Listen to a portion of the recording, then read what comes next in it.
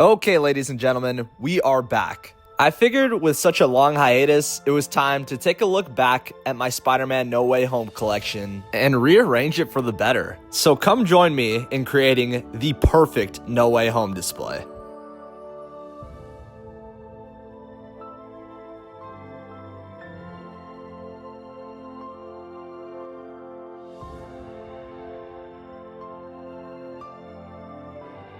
So, as the intro mentioned, this portion of the display has been through many different stages. My Brokey era, my Dynamic era, can't forget about the he can't pose for shit era. That actually might still be a thing. Regardless, it's safe to say that it's been through quite the journey. It's kind of crazy to believe how long it's been since I started collecting and the lessons I've learned from it. But let's not get carried away. That's a topic for another video. Today, we are focused on one main thing, the No Way Home display. And as you can see, this has been the latest stage of my collection, and I felt that it was time for a refresh. Now, I'm sure you can all agree, changing up your display is a little nerve-wracking at times, because you don't know if you're gonna end up making it look worse or better, and you can't always second back on the pose you originally had them in. Now keep in mind, this video is not only going to show the before and after process of my collection, but also some helpful tips on how you can create a truly better and unique display entirely. But with all that to say, let's get to step one, which is finding out if I absolutely torch these figures in these long-term poses. Starting things off with Tom Holland's integrated suit, I'm not gonna lie, this pose was called my forever pose. I never wanted to change it, but I was getting tired of the dynamic pose and I decided to go for a more museum approach. Keep in mind those webs are actually custom done by Zord Photography. Those are not the Hot Toys version, and I am not excited to see what damage is under that clamp, but we'll get to that. As a matter of fact, let's get this under some better lighting. I have had this particular pose in the collection for about a year and a half now. Here's some photo proof if you want to see that. So this sort of piggybacks on my original videos where I do long-term posing, and you can see that there is definitely a ridge around that crotch grabber. I did explain this in my older videos that this is my fault. At this point, basically everybody knows that you should not pose your Hot Toy figures with the waist clamps. There's no one here to blame but myself. I did know this, but I just didn't really want to move the pose, if I'm being honest. I just loved it so much. But you can see the marks. There's definitely some keyboard warriors at the moment. I'm not really bugging over it, honestly. It's not a big deal to me in particular. But you can clearly see there are some visible creases. That said, I have zero doubt that these will heal up within the day, and we're going to find out very soon. But let's move on to the next figure, which is Andrew Garfield's Spider-Man. In my opinion, the greatest Spider-Man to do it. I mean, come on, the guy just oozes aura, so we do have him in a pretty extensively dynamic pose, which I'm a little worried about taking out. Okay, here he is in the light box, and you can see, like I said, I am a little worried about the legs because this is pushing the limits a tad far, I'd say, especially around the hip area. But you know what, guys? We're in this together. Send your thoughts and prayers in the comments below. But honestly, he doesn't really look too bad. I feel... Get the fuck out of the way! I can't see! Now, those of you who own this figure know how much of a valid crash out it is with this sculpt because it always loves to pop off. Wait, what? We might just be cooked. I've honestly never seen this issue in person, but it looks like the materials got stuck to itself. And this is something Justin's collection actually warned me about, so shout out to him. That's just how it goes when you go dynamic, I guess. But we're gonna wait another day and pray for the best. Apart from that though, looks like it's having your visible creases that we're all used to. But as I mentioned before, I don't doubt for a second that this is gonna heal up in just a couple hours. Time will tell. Let's move on to the next figure. Toby Maguire's Spider-Man. This is my idol. This is my favorite of all time. I did say Andrew is the best Spider-Man. Toby just has a soft spot for me, and he will always be the GOAT. Fight me in the comments, and let's get him out of this pose. Alright, now here's the figure, and honestly, I feel like this pose is pretty bad. Not really sure what I was doing with the legs here. I just feel like it looks off, doesn't look realistic. So let's get him out of that real fast. And judging by the way he was in the pose, I'm really not expecting any damage or creases here. These will all heal up in no time, which is very great to see. And if you followed my channel, you know I've bashed this figure countless times. But looking at it again, I can confidently say that it still sucks ass. Now 3 is the magic number, so we have them laid out in the light box. Let's wait 24 hours to see how they look. Okay, 24 hours later, and we have the 3 figures here. Maybe not in the same order, but let's start with Tom Holland, and might I say, for a 1.5-year pose, he looks pretty damn good. Dare I say, new condition? Okay, that's a little too much, but you catch my drift. This looks pretty damn great.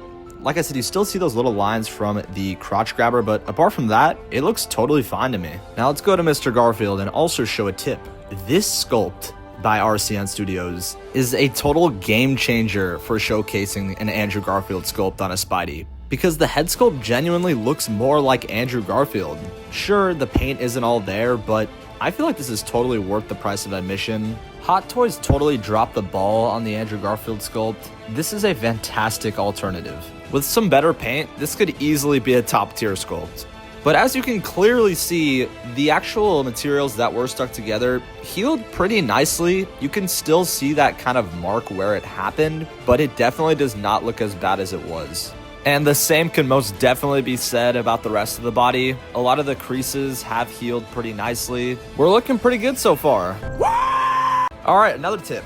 Get rid of those gray lenses on that TASM figure. I am telling you, it looks so much better with these custom white lenses. Now, I actually have a specific video where I got this mod done, so if you want to check that out, click the top right of your screen right now. And no, you're not going crazy. There are 2 figures here, with the 2.0 being on the right, with the 1.0 on the left. And as I predicted before, this Toby figure is in some damn great shape. Apart from the knees having slight creasing, we are perfectly fine here. Be sure to let me know in the comments if you dynamically pose your Spider-Man, because I'd be really interested to hear your thoughts. Okay, another huge tip. This Toby mask, if you are an actual Raimi fan, know how bad it is. The web lines, the eye lenses, the ugly seam on the top of the head. Now I know, some people will say I'm crying, I'm overreacting, but I don't know. It's just not my ideal representation of Toby Spider-Man. But you know what is? If all else fails and Black Suit Toby does not get changed or updated, we have one more hope.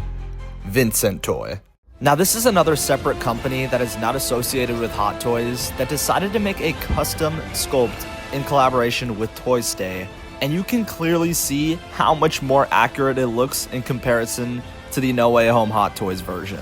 While I understand No Way Home had a different mask, I personally prefer the Raimi mask, and this looks almost identical to that, and I cannot wait to get this in hand. Unfortunately, the pre-order for this is closed, but it should be releasing very, very soon, so expect to see it on my channel. But who knows, maybe he'll open it up, maybe he'll have another batch in the future. But I knew I needed this. As soon as the pre-order dropped, I ordered it and cannot wait to receive it in hand. But if you want to see updates, make sure to keep tabs on his Instagram. This is where he posts most of his stuff. And sorry for dragging Toby to infinity, but these are my 2 Tobys in my collection, and the left one here is actually the one that was released like a decade ago, but put on a Fison custom body. It is very clearly not aging well, but it's still damn nostalgic. Come on, you can't lie. Okay, enough yapping. Let's get to organizing.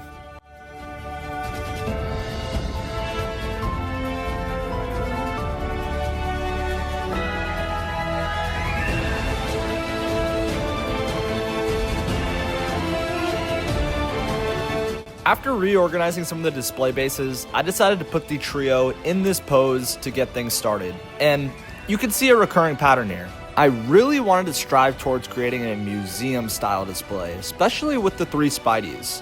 While I understand this doesn't add as much pizzazz as the poses I had prior, I feel like this adds a cleaner look to my display that I'm really satisfied with. And you can't forget how cool it is to display the unmasked sculpts. And this piggybacks to my next tip. You're probably wondering how Tom Holland has a neck with the integrated suit, since this version didn't actually include the swap out piece for it. There's a company known as Round Code that created an actual neck cover that you can place over the integrated suit's body. That way you can display your Spidey trio with 3 actual necks. I never understood why Hot Toys never just used this feature like this third-party company did on Toby and Andrew. That way they can solve the issues of that ugly neck seam appearance. You can literally see right here just how much a difference it makes, and it's kind of crazy. And I also realized the neck cover needs to go lower, my mistake on that. But overall, this looks pretty fantastic. Say that again? My next tip, if you're using this Tom red and blue suit sculpt, you're gonna also need blue tack because unfortunately, the actual peg for the red and blue suit doesn't match the older integrated suit. The easy fix for this, like I did show you, just slap on some blue tack on the top and you'll be perfectly fine. But that's about it. Putting the cures on their hands, slapping on these sculpts with some custom work. I feel like this is shaping up to be a pretty sick display.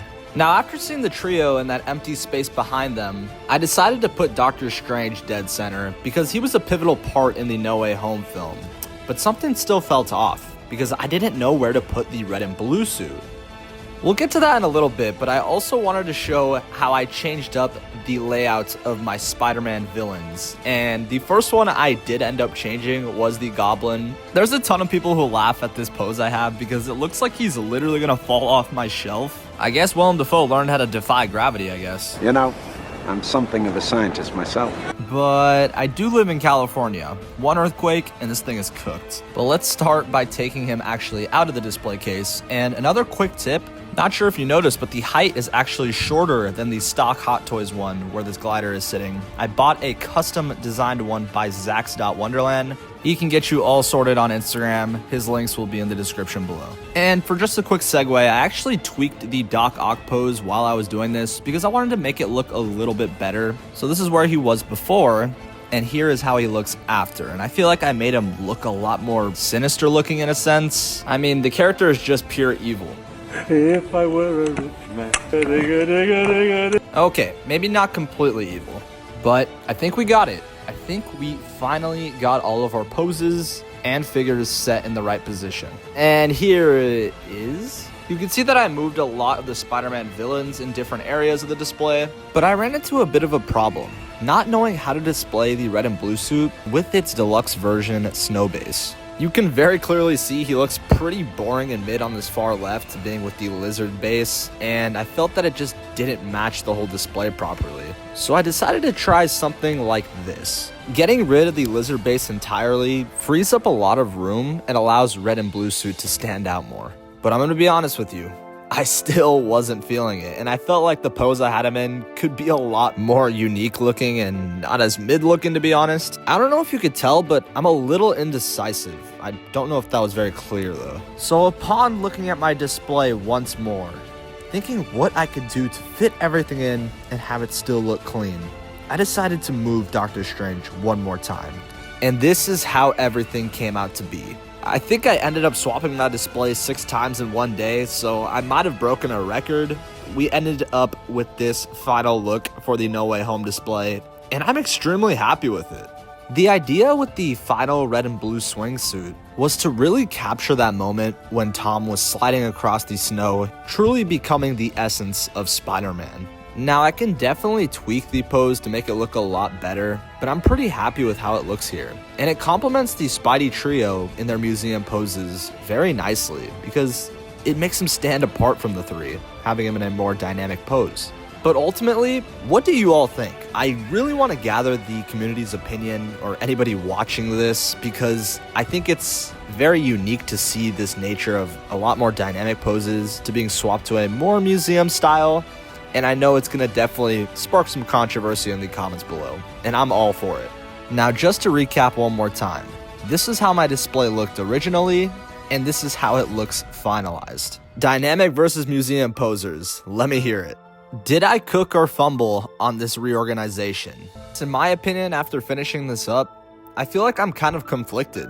I missed certain poses I had that were dynamic, but I also like the more clean and spread out look of this finished display. And I also really like displaying the 3 maskless Spideys because it screams so much more No Way Home to me. But ultimately, I really hope this video motivated collectors to really try different things with their display. And with the tips and experiences shared throughout this, I'd love to hear people in the comments sharing that they decided to change something up because it's really cool to see a new and refreshing look to your display after quite some time. But hopefully this helped you create your perfect Spider-Man No Way Home display. We'll catch you next time.